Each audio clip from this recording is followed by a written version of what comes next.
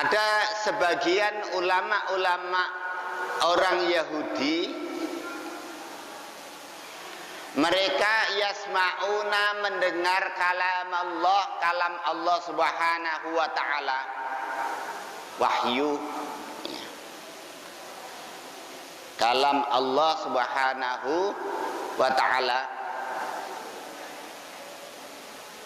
Summa kemudian yuharrifunahu, mentahrifnya, menyelewengkannya. Yuharrifunahu ay yughayyirunahu, mengubah-ubah, mengubah-ubah. Jadi ada segolongan dari orang-orang Yahudi di kalangan ulama-ulama mereka, yasma'una kalam Allah, yasma'una, mereka mendengarkan kalam Allah, yaitu Taurat. Summa yuharrifunahu, kemudian mereka menyelewengkannya atau yughayyirunahu, mengubah-ubahnya. Ya, di tafsir Jalalain disebutkan yuharrifunahu ay yughayyirunahu. Ya, maknanya mentahrif di sini adalah ngubah-ubah, ngowahi ya bahasa Jawa ini.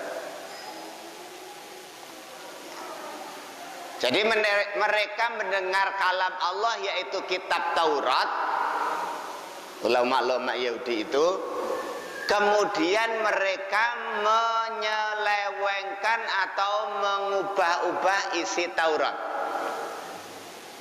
Ya.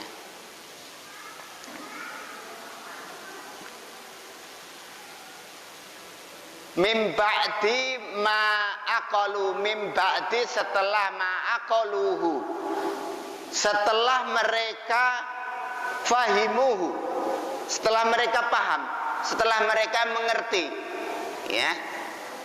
Mereka mendengarkan kitab Taurat, paham, ngerti, kemudian diselewengkan, kemudian diubah-ubah.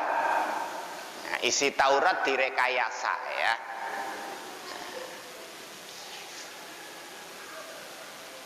Jadi kalau bahasa orang sekarang, ya, diamandemen dan direvisi, ya, gitu. Dirubah kemudian diwah-wahi, itu, ya. Ya, orang kalau nyusun undang-undang kan gitu ya. Nah, di Indonesia kisruh ben nggak undang-undang, ya.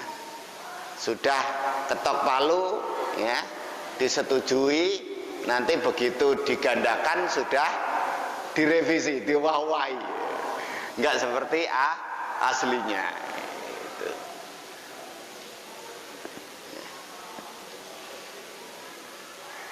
Itu kawit gemian, Pak, ya, sejak dulu diwah-wahi. Jadi maka ya nggak aneh, ya, perilaku manusia itu seperti itu, ya. Kenapa Indonesia itu ribut melulu, ya? Itu ribut sejak zaman gawe negara dulu, ya. Sejak bikin negara, ya. Mau bikin negara dulu Indonesia itu ribut masalah nyusun dasar negara, ya.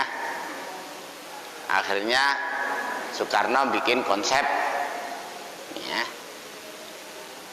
yang kemudian dikenal dengan Pancasila. Begitu juga Profesor Muhammad Yamin bikin konsep, ya. Kemudian debat para tokoh-tokoh agama itu biasa ya. Tokoh-tokoh negara dulu, bapak-bapak kita, mbah-mbah kita sudah ribut. Ya. Ribut, konsep mana yang dibikin, akhirnya disepakati 5 sila. Ya. Disepakati rumusan panitia 9 ya Pak Rahmat ya. Nah, ini Pak Guru masalahnya. Jadi saya tanya dulu mbok saya salah. Ya, rumusan panitia 9 sudah selesai ya. Rumusannya ya gini. Diajukan ke BPUPKI, Badan Konstituante, ya Badan Konstituante, MPR-nya lah itu, MPR-nya. Ketok palu, sah, ya, disahkan, disahkan.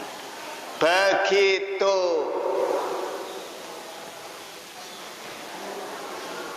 berjalan,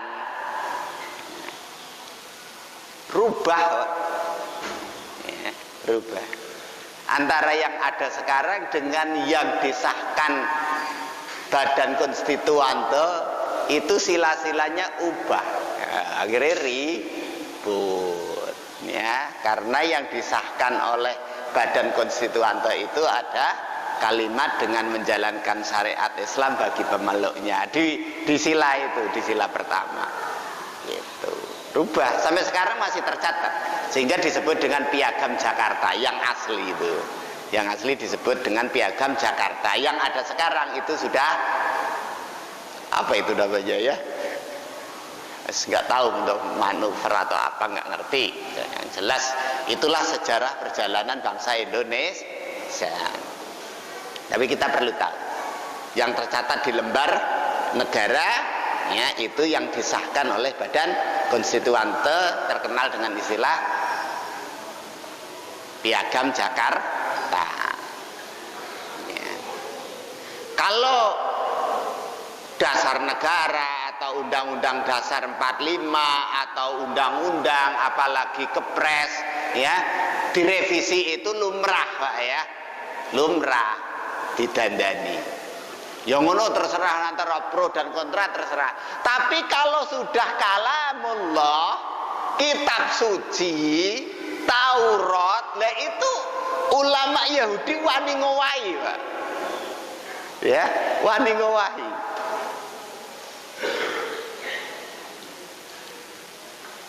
Makanya kalau Rocky Gerung bilang Pancasila bisa dirubah, gitu, ya. Yang boleh kan undang-undang kok gitu. Kalau sepakat rakyat Indonesia ya bisa saja dirubah. Wah, akhirnya ribut lagi politik gitu. Nah, orang-orang sing ribut ora seru ya. Ya begitulah. Ben gak urusannya orang politik. Ya, kita mau rakyat ya, Pak ya. Tapi kalau urusan agama, Pak, kitab suci itu ya jangan diwawahi. Lah ini loh menungso niku jebule penyakitnya atau jarimah Arabnya. Jarimah itu kriminalnya orang-orang Yahudi itu sampai di level berani ngowah-owahi kitab suci. Perilaku itu ditiru orang-orang Islam sekarang yang berusaha merevisi Quran. Gitu. Ya ana wong Islam sing pengen ngowahi Quran, ya, ngerevisi. Ya. Jadi sampai seperti itu. Jadi makanya ya kita harus mengambil pelajaran dari sejarah. bahwa perilaku ulama-ulama Yahudi, tindakan kriminal mereka berani mengubah atau merevisi kitab suci Taurat, itu dijelaskan oleh Allah, dibongkar oleh Allah, diterangkan oleh Allah dalam surat ini. Gitu. Itu tindakan kriminalnya ulama-ulama Yahudi. Apa itu? Yuharrifunahu mim ba'di ma aqalu wa hum ya'lamun. Mereka ngowah-wahi kitab suci Taurat setelah mereka paham isinya Taurat itu. Wa hum ya'lamun, sementara mereka tahu. Ya. Tindakan mereka mengubah-ubah isi dari kitab Taurat, mereka sadar betul, bukan karena khilaf atau lupa, ya. Bukan karena lupa, kelalen isinya apa ya ayatnya. Kalau orang yang ngapalkan Quran terus lali, ya, keliru, itu kan lumrah ya Pak ya. Baca ayat Al-Kafirun mutar, keliru, lumrah gitu ya. Kadang-kadang ya kula a'udzu birobina saya lali kok gitu. Ya.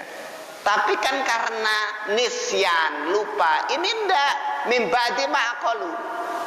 Saya paham betul, wahum ya'lamun, tahu, ngerti betul mereka itu sengaja mengubah-ubah. Ya, sengaja mewahi.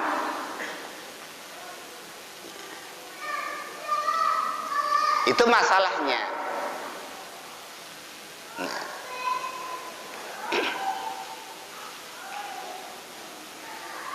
Apa saja yang diubah-ubah? Apa saja yang diubah-ubah? Satu, hukum. Satu, tentang berita nubuat dulu. Ya. Berita nubuat tentang kenabian, yaitu akan adanya atau munculnya nabi lagi, nabi akhir zaman, namanya Nabi Muhammad dengan ciri-cirinya. Gitu. Itu ternyata di Taurat menurut tafsir Bapak Ibu sekalian, Rasulullah itu diterangkan di Taurat detail ciri orangnya, dedeke, raine, warna kulite, ya, kemudian ciri rambutnya, nah itu detail. Ya.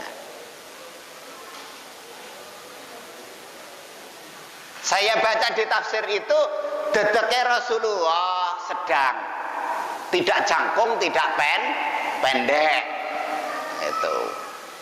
Nah, sama orang-orang Yahudi, ulama-ulama mereka yang menguasai kitab sucinya, nek wong awam kan ora mudeng, sing nerangno isi Taurat kan ulamanya, ya. Itu disebut nabinya nanti jangkung, tawil, nah, dur bang.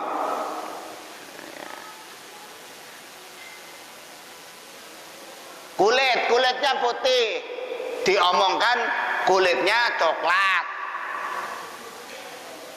Ya.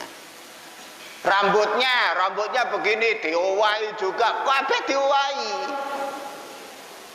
Ya. Dirubah, ciri nabinya dirubah. Kok bisa berani ngerubah? Apa tujuannya ya apa ngono lho. Tisunya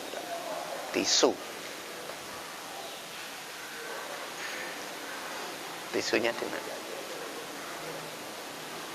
Ya. Maksudnya ya apa kok berani ngerubah Quran? Berani ngerubah Taurat, ya itu. Akhirnya apa? ketika muncul Nabi Muhammad Shallallahu Alaihi Wasallam menyampaikan bahwa beliau diutus menjadi Rasul utusan Allah, pengikut-pengikut orang Yahudi ini lihat dirinya, loh nggak sama di Taurat, enggak, bukan kamu, tidak beriman akhirnya itu, ya. Karena apa?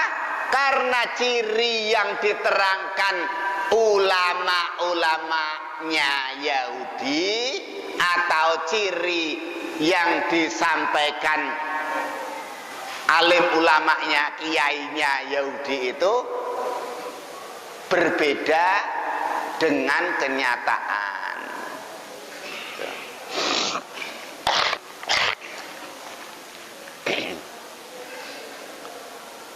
Akhirnya mereka, orang-orang Yahudi yang awam, tidak mau beriman, gitu. Karena diubah-ubahi, sudah diseleweng-selewengkan, sudah diubah-ubah isi yang ada di